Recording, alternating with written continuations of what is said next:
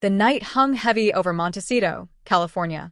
Warm air drifted through the silence, broken only by the restless hum of crickets. Inside a sprawling mansion, a phone suddenly lit up the darkness.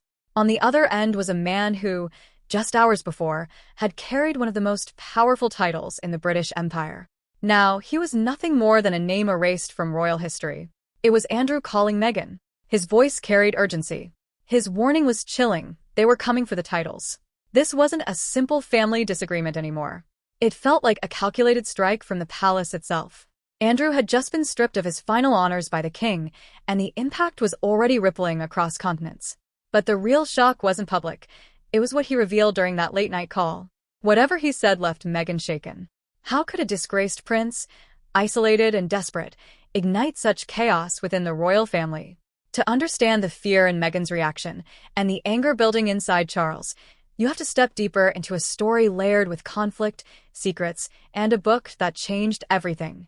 For years, the world had heard whispers about Virginia Giuffre. She spoke openly about Jeffrey Epstein, Ghislaine Maxwell, and powerful figures she claimed had harmed her. Yet nothing prepared the public for what came after her death. When her memoir Nobody's Girl was released in October 2025, it sent shockwaves straight into the heart of the monarchy. In its pages, she described meeting the prince at Ghislaine's London home. The setting felt surreal, almost theatrical.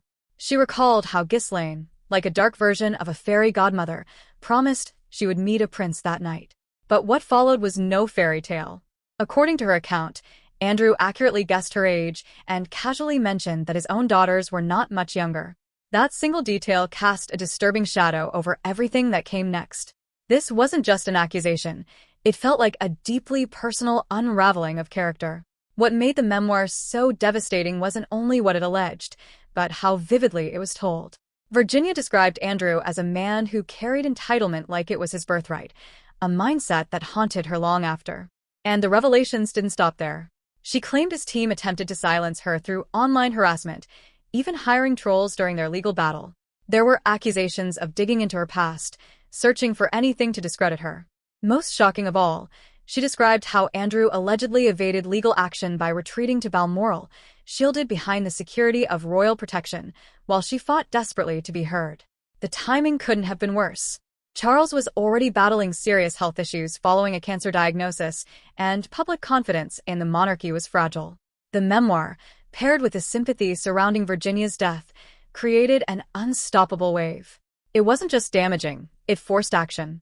For Andrew, this marked the beginning of a desperate attempt to hold onto a life that was slipping away. Even as pressure closed in, he refused to accept defeat. Just 4 days before the book's release, he announced he would step down from his Duke of York title. It was a calculated move, one he hoped might quiet critics while allowing him to keep his residence. But it wasn't enough. Behind closed doors, Andrew fought relentlessly to remain at Royal Lodge, a 30-room estate he had occupied since 2003 under a long-term lease. With Charles pushing for his removal, he turned to legal loopholes, refusing to leave and raising the stakes. His demands were staggering.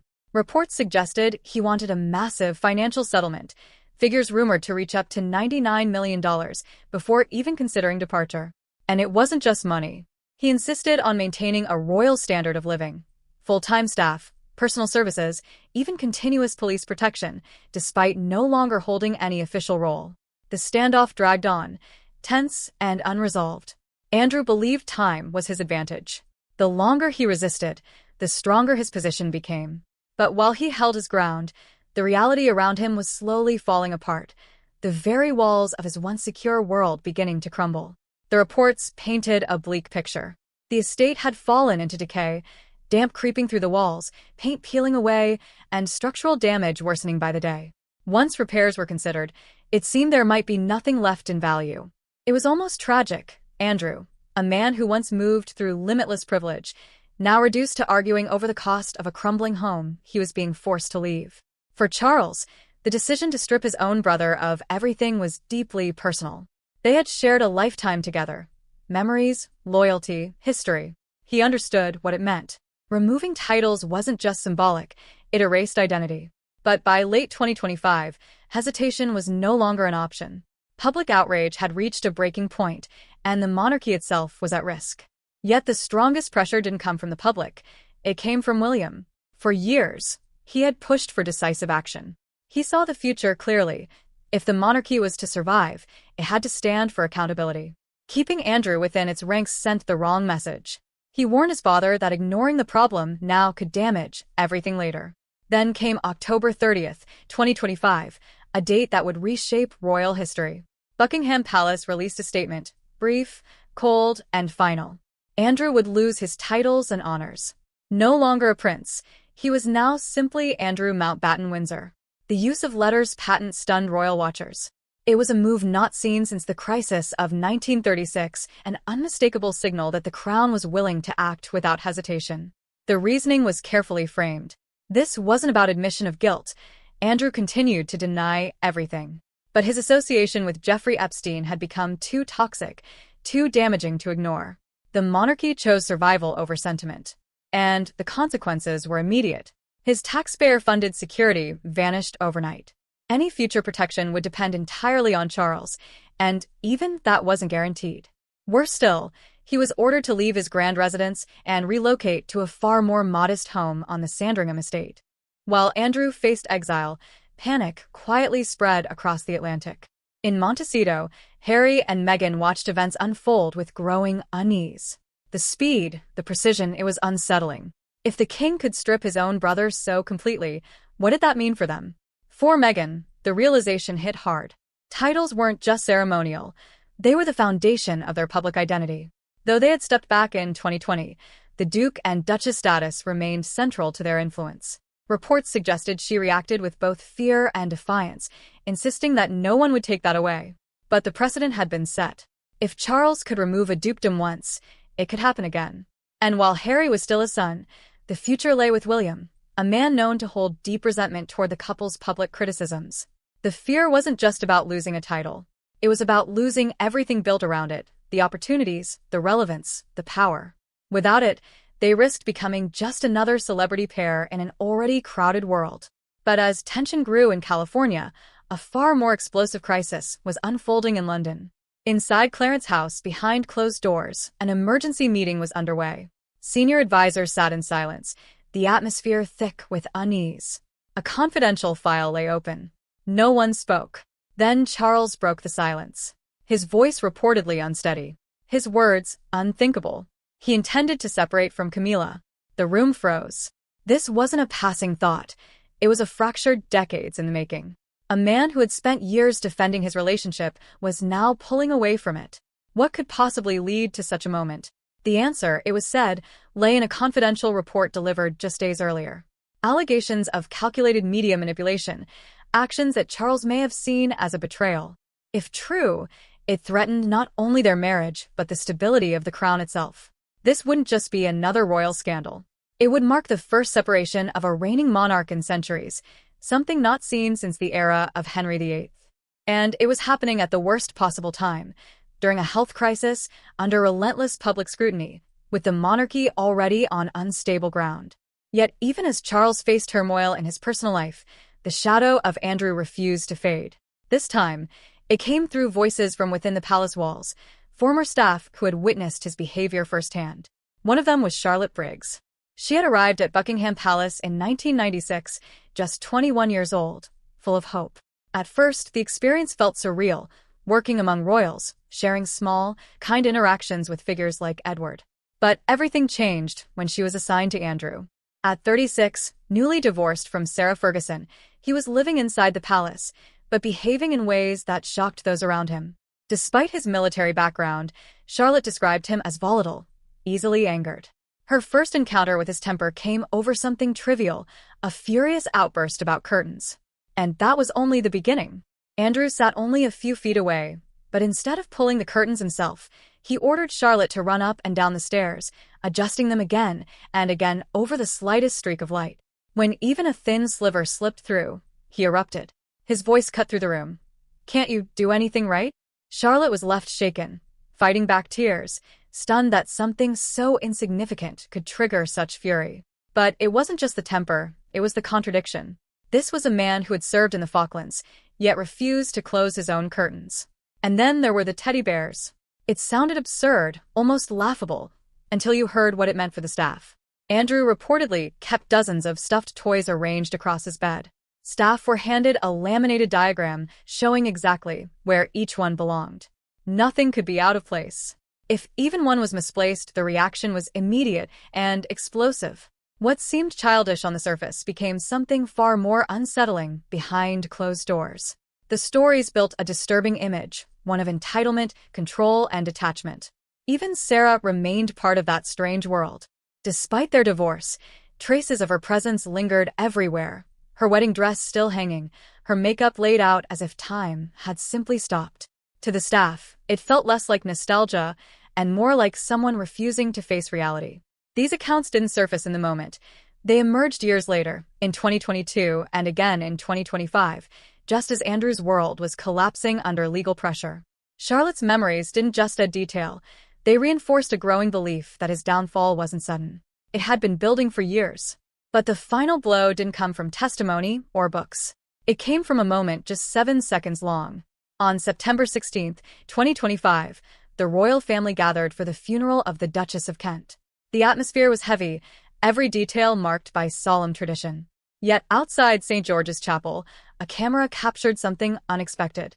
Andrew, standing beside Sarah, appeared relaxed, almost amused. For a brief moment he laughed. 7 seconds, that was all it took. Within hours, the clip spread across the world. Millions watched. The reaction was swift and unforgiving. Headlines called it tone-deaf, even disgraceful. What should have been a moment of dignity became a public relations disaster. Less than 2 days later, Charles, William, and held a private meeting. The video wasn't just embarrassing, it was decisive. To the king, it confirmed something deeper. Andrew didn't understand. He couldn't. He was still living in a world detached from consequence, and that illusion had finally shattered. The decision that followed was unmistakable. Moving him out of Royal Lodge and into a smaller home wasn't just practical, it was symbolic. The age of unchecked privilege was over. The monarchy was shifting towards something leaner, more accountable, focused on duty, not damage control. But this transformation comes at a cost. The royal institution now exists under constant scrutiny, every moment dissected in real time, every misstep amplified across the digital world. In that reality, someone like Andrew wasn't just controversial, he was a risk the crown could no longer afford. For the York family, the loss is complete. Financially, reputationally, everything has changed. Royal Lodge, once a symbol of stability, is now under review. Maintaining it costs millions, and doubts are growing over whether those costs can, or should, be sustained. The quiet expectation is that it will soon stand empty. But this isn't just about property. It's about power, and a king willing to make brutal decisions to protect the institution. Charles is increasingly seen as a reformer, someone prepared to cut away anything that threatens the crown, even if that means removing his own blood. And then comes Sandringham. Not just a relocation, but a reset. The new residence is modest, a small cottage, untouched for decades. For a man who once lived in a 30-room estate, the contrast is stark. No grand halls. No endless staff. No controlled environment. Just quiet, isolation, and reality. For many watching, it feels like long-awaited justice. A visible end to the idea that royalty exists above consequence. The once favored son is now reduced to a life far removed from privilege, no longer protected, no longer untouchable. But perhaps the most unsettling shift isn't coming from Charles at all. It's coming from William. And insiders are beginning to call it something new. The William Doctrine. The pattern is becoming impossible to ignore. While Charles may sign the orders, it is William who brings the resolve behind them. Quietly but firmly, he has made one thing clear. Anyone who threatens the reputation of the crown will be removed, swiftly and without emotion. There will be no room for sentiment, no space for second chances. For William, this isn't about family, it's about survival. The monarchy, in his eyes, is no longer just tradition. It is an institution that must evolve, adapt, and endure.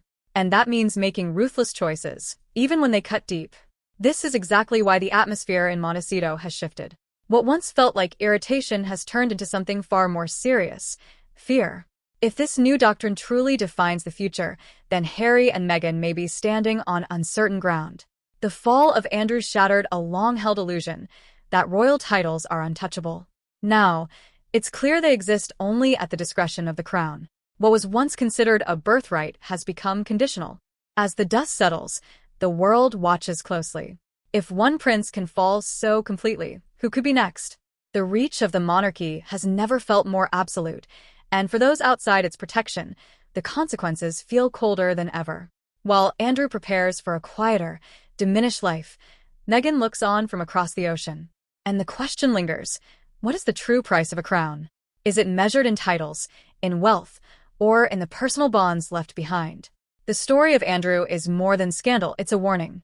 A reminder of how quickly privilege can vanish, how easily status can collapse. From prince to outsider, his fall reveals the fragile nature of power within the royal world. And as this chapter closes, a deeper uncertainty emerges. In this new era of the monarchy, no one seems beyond reach. Not a duke, not even a queen. So, what do you think? Did Charles make the right decision, or should loyalty have come first? Does seeing Andrew without titles make the monarchy feel more modern, or does it strip away the mystique that once defined it? And what about Harry and Meghan?